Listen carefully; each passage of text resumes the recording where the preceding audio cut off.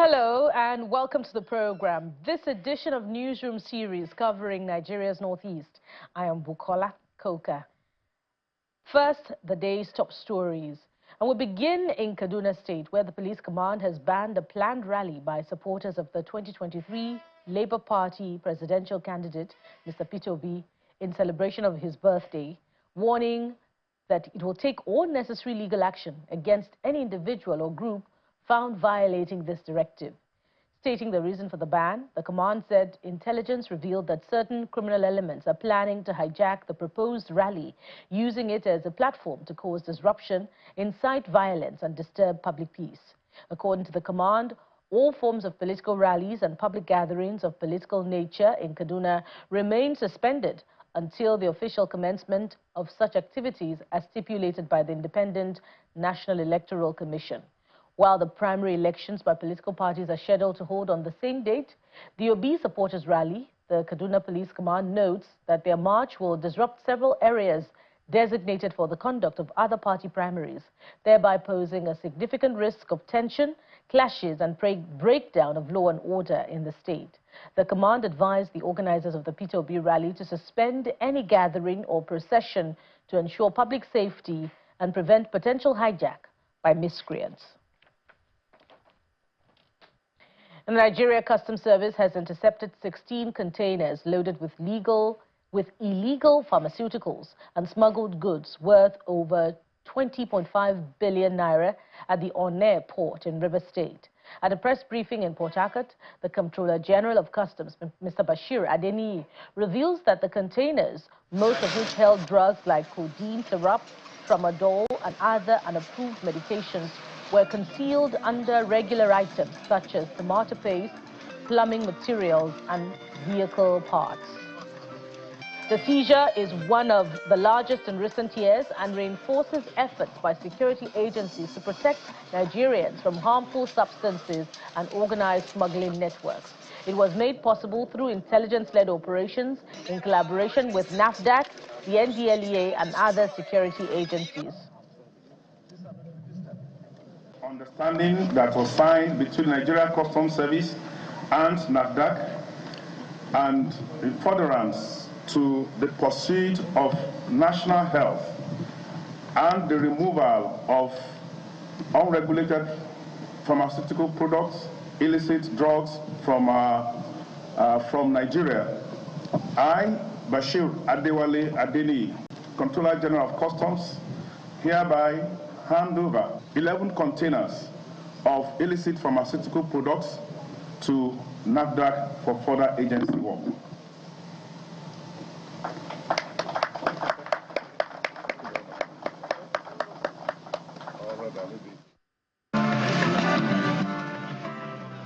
NAFDAC Director General Professor Mojisola Adeyeye praised the Customs Service for its interception and assured that all seized products would undergo strict laboratory testing.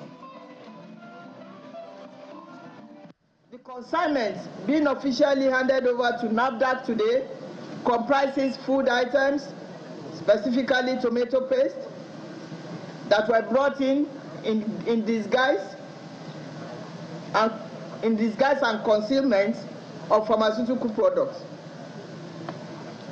This was imported without necessary regulatory approvals from unauthorized sources and suspected to be unwholesome and unfit for human consumption.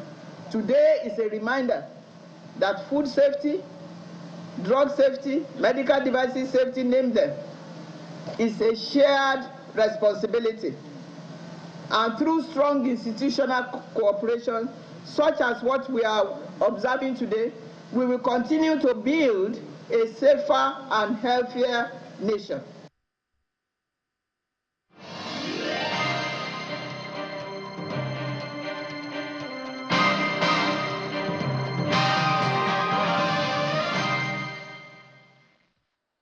And we begin in Gombe State. Following bold tax reforms introduced by the Inuwaya government, the state has clinched the 4th place in digital tax administration nationwide after scoring 80.6% across all key performance parameters in digital public infrastructure and Intelligence Revenue Authority indices tools.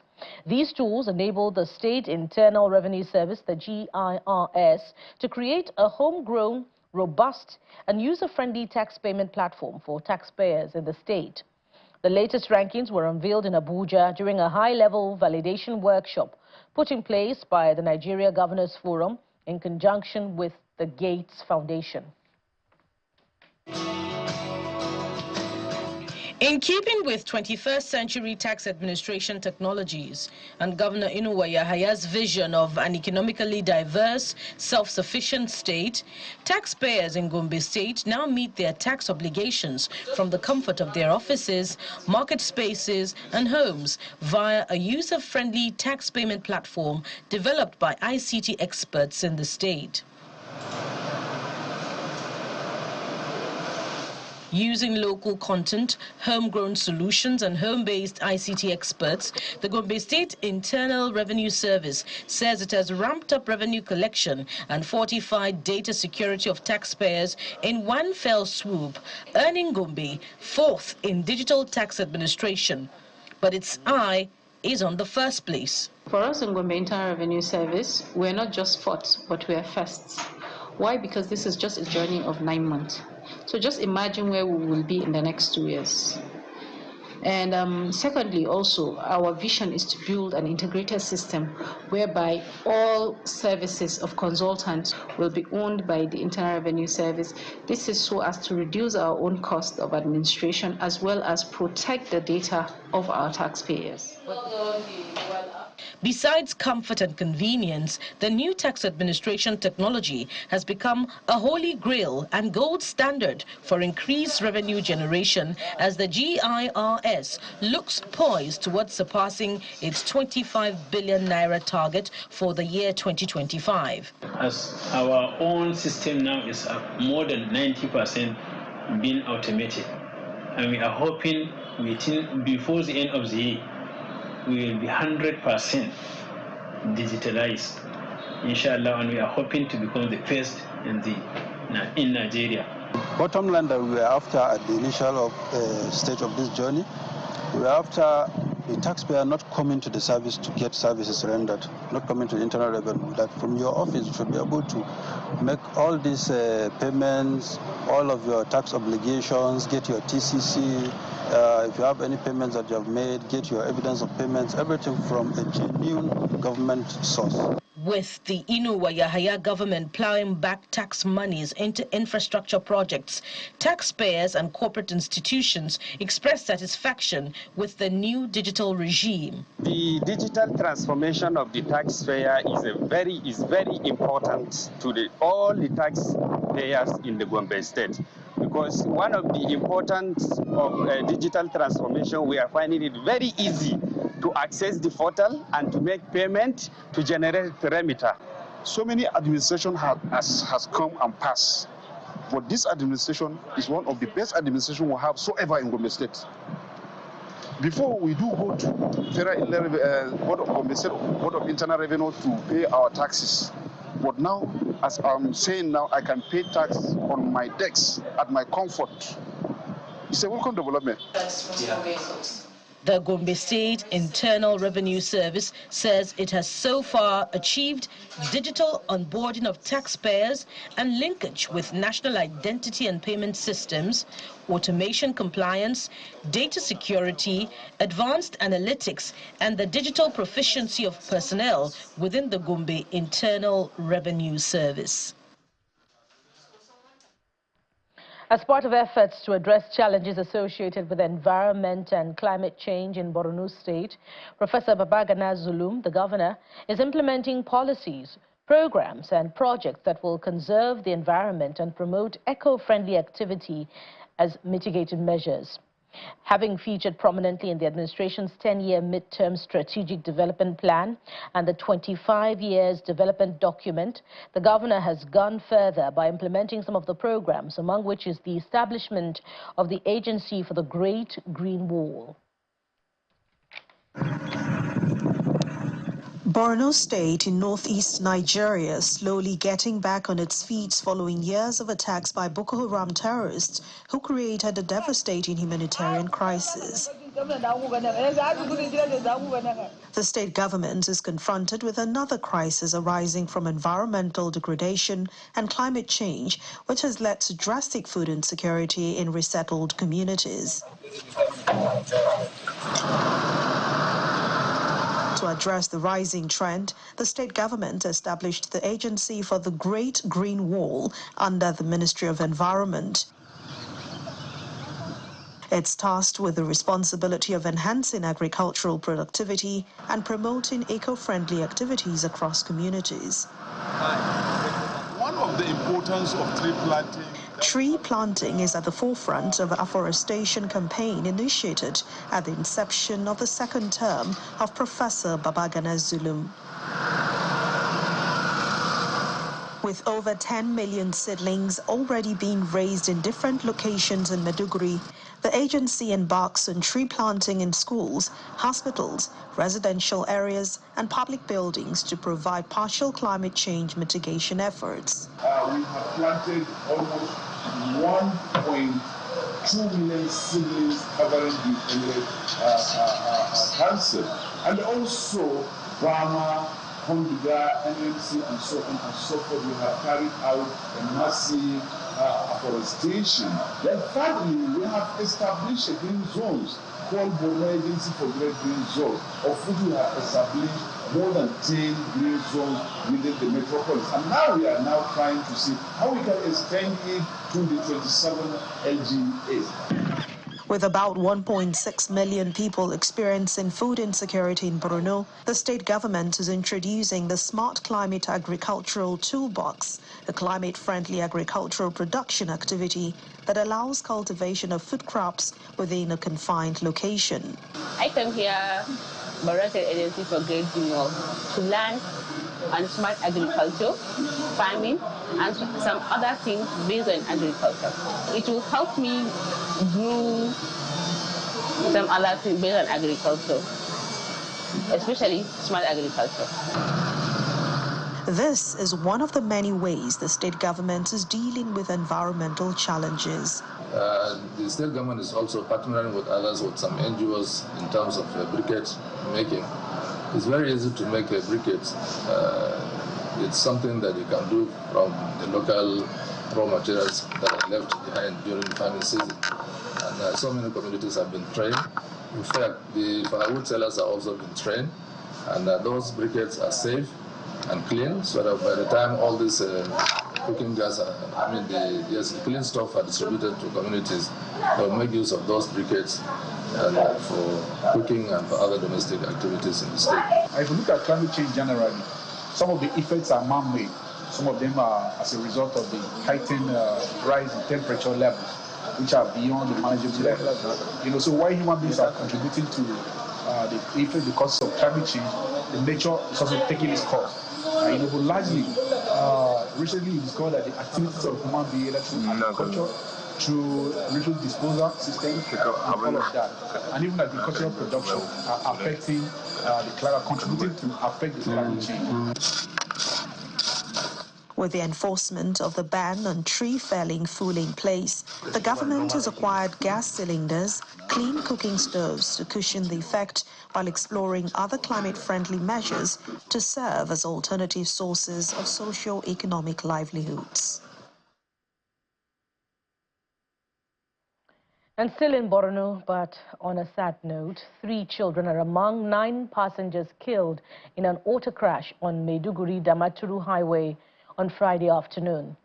3 children, including 2 male and 1 female, a woman and 5 men, died on the spot at the accident scene involving a Hummer bus belonging to Borno Express and a long trailer vehicle. 7 other passengers sustained injuries and are currently receiving treatment at the specialist hospital in Maiduguri, the Borno state capital. A statement signed by the sector commander of the Federal Road Safety Corps FRC, Maiduguri Command, Usman Mohammed, reveals that the accident was caused by overspeeding by drivers of the 2 vehicles, which led to loss of control. Welcome back. The inability to respect, promote, and protect an individual's freedom of religion or expression has been observed as one of the main catalysts fueling conflicts in Taraba State. This according to a World Bank project titled Search for Common Ground, with support from the Dutch Ministry of Foreign Affairs, is intensifying efforts to protect fundamental human rights and promote peaceful coexistence in Taraba, where residents are urged to report violations. This follows killings by suspected marauding herders in various communities across Taraba and the need for peaceful coexistence. Students from various tertiary institutions gather alongside stakeholders in peace-building efforts in Taraba State to screen Bridging the Abyss, the movie produced with the sole purpose of promoting and protecting freedom of religion, association, and cultural beliefs.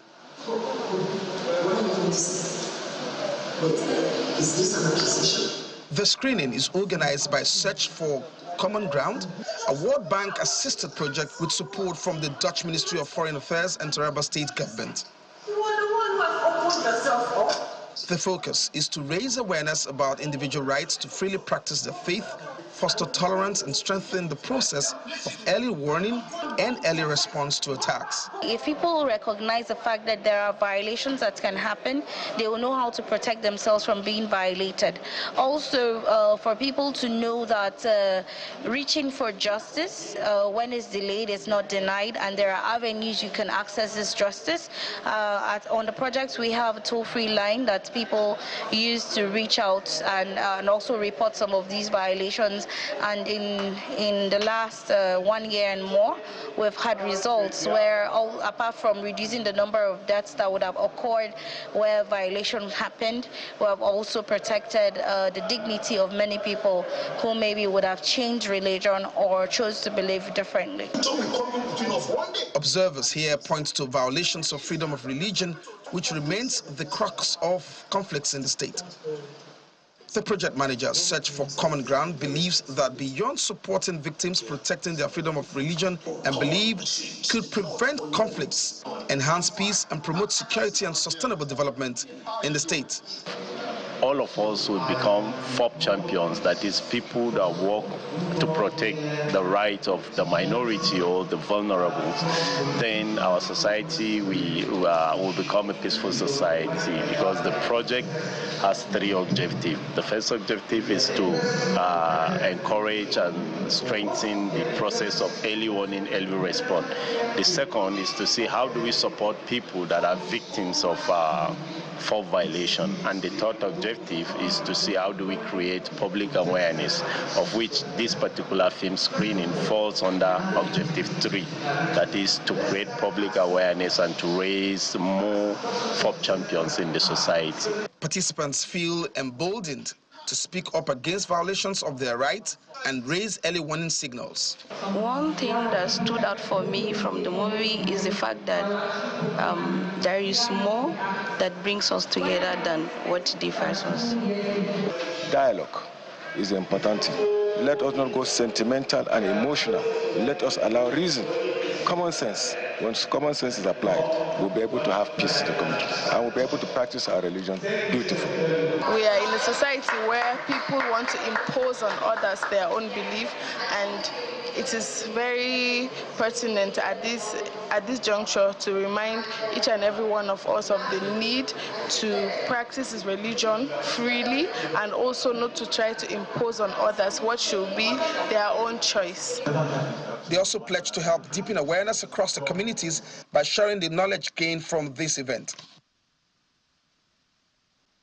As part of efforts to strengthen economic resilience and recovery in conflict-affected areas, well, we'll get to more of that in Adamawa State later. However, in the meantime, the Northeast Development Commission, in collaboration with the Association of Resident Doctors, Federal Medical Center Unguru in Yobe State, have offered free medical outreach to vulnerable people in the state.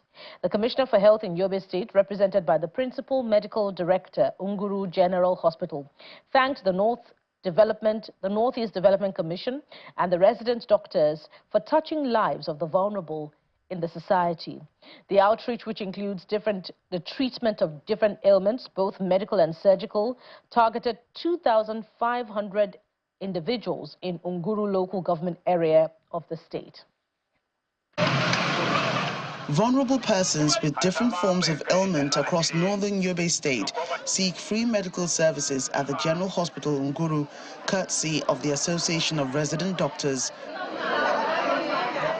President of the association, Dr. Aminu Habibu, explains that the exercise is a social responsibility to the people who cannot afford their medications. Today's gathering is a moment of collective significance, a reflection of shared values, our unity in purpose and our unwavering commitment to the health and well-being of our communities. This medical and surgical outreach, generously supported by the Northeast Development Commission, is not merely a public health intervention. It is a symbol of what's possible when stakeholders across tradition, governmental and professional institutions come together in service of the people. The initiative is aimed at bringing succor to the less privileged persons battling health challenges. We thank the Northeast Development Commission for sponsoring such important program that helps the poor individual in our communities. This is very good, impactful program. As we can see, a lot of very poor people, vulnerables that cannot otherwise get such free medical and surgical interventions without something like this. This is a very remarkable achievement, and you and your members have not stayed in your comfort zone in your consulting rooms. You decided to come out and meet the people in their communities to offer, the best that you can do. After the screening of all patients, the team proceeds to prescribe medication for those whose cases are not so severe, while surgical interventions are carried out on others. This is not the first time this program is going on, and the Emirate Council is proud of it. And the Emirate Council is always, his door is open for any assistance, contribution, or advice. Indeed, it's a great day, and it's a very historic day in the history of ARDFMC Unguru, because as a doctor, you will be so excited because our work is to serve humanity. And if you can see the people from different places, they are here, and we are all in some hardship now. So some people cannot even afford to buy some drugs. But with this intervention, actually, it is really helping people. 2,500 vulnerable persons are expected to benefit from the medical and surgical outreach in Yobe State. And in Adamawa State, communities affected by insurgency face significant gender inequality challenges impacting women and girls disproportionately. These challenges include limited access to education, healthcare, economic opportunity, and increased vulnerability to gender-based violence that require a multifaceted approach, which includes the empowerment of women and access to justice. To address this, the Adamawa State government, in collaboration with the French government and the Grassroots Initiative, as implementation partners, held a one-day capacity-building program on gender equality and the need for psychosocial support services to survivors of sexual violence in the state. For you to promote gender equality and for you to empower this group of people, you also have to look at their sustainable source of income. And this is why we are bringing an IGA activity, income-generating activities, for this group of women. We'll be giving them entrepreneurship training as well as supporting them with a startup capital for them to be able to have a specific source of income, as well as also enhancing their agricultural activities by giving them agricultural inputs and other support. And we're all pleased and looking forward to the success of this great strategic capacity strengthening and empowerment to promote gender equality at grassroots levels. Because this is the thing now. When we do those things, we fully understand it from the grassroots, we'll be able to have the required results, the required contributions across gender throughout the different levels. Menstrual hygiene champions in Bauchi State are calling for the development of a government policy on the safe disposal of menstrual sanitary products. They believe such a policy would empower women to adopt safer and more hygienic methods of waste management. Another key issue raised is the importance of involving men in discussions around menstrual health. These discussions took place during a state-level media training organized by Population Services International. Our correspondent, Hajara Aliu, reports. 2 to 3 tablespoons during one period. For the first time, some of these men are handling a sanitary pad. Though they have often purchased them for their wives, they admit they never truly understood what the products looked like on the inside or how they are used. This eye-opening experience took place during a workshop hosted by Population Services International under the MH Now project for media professionals in Bauchi State. The event aims to broaden knowledge and challenge societal taboos around menstrual health and hygiene. Key topics include men's participation and support in menstrual health conversations, as well as the cultural barriers that hinder open discussion and knowledge sharing. Looking at this part of the country, the north, where even men are ashamed of talking about menstruation and menstrual issues. Somebody like you say, oh, I'm a man. Why would you be talking about menses and menstruation before me? So we really want to get their buy-in. Participants also discussed the use of safe and appropriate menstrual products as opposed to alternatives like tissue paper, which poses health risk. Acid from the battery.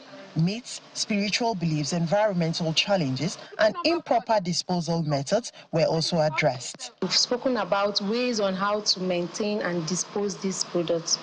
Just neatly wrap it in a nylon and then trash in your bin at home. And we should avoid burning, we should avoid flushing as it will block the toilet. Burning because it adds harmful chemicals to the air. Put a heavy fluid. Journalists at the event called for the creation of menstrual health policies that meet international standards and are adaptable to local realities, including economic constraints. I think everybody should know a little, at least, about menstruation. So when we have probably like mood swings, they'll be able to be more understanding and they'll be able to provide solution. We know things are not easy in Nigeria now. Even to get disposable pad every month to menstruate for an average Nigerian family is not easy. Especially if you have like 3-4 girls, maybe they are menstruating in one house. You don't necessarily have to stick to the most expensive products. You know, technology and innovations have now given us a leverage on using some, reusable sanitary pads. These journalists are now recognized as menstrual health champions. They are expected to play a crucial role in educating the public and raising awareness about menstrual health and hygiene. Hajara Aliyu, Channels Television News. And that will be a fine place to anchor the program. Thank you so much for watching. Do join us again, same time next week when we'll bring you another round of editions covering different regions of the country. I am Bukola Koka. Bye for now.